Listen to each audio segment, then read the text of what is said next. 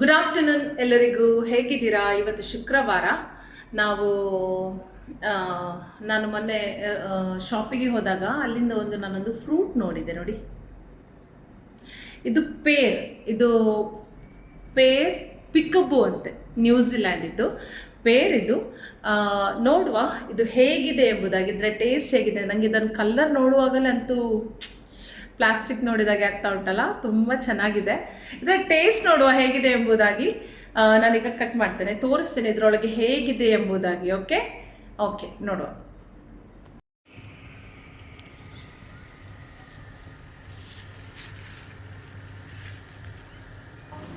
ನಾನು 2 ತಗೊಂಡು ಬಂದಿದ್ದೆ. ನೋಡಲಿಕ್ಕೆ ದಾಳಿಂಬೆ ಥರದೇ ಕಾಣ್ತಾ ಇದೆ ಅಲ್ವಾ ಹೊರಗಿಂದ. ಕಲರ್ ಅಂತೂ ತುಂಬ ಚೆನ್ನಾಗಿದೆ.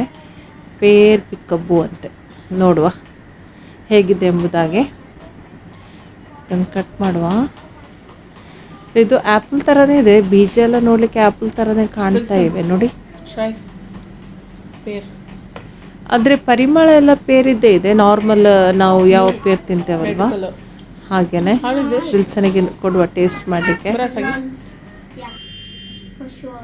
It looks like apple. Okay, ಚೆನ್ನಾಗಿದೆ.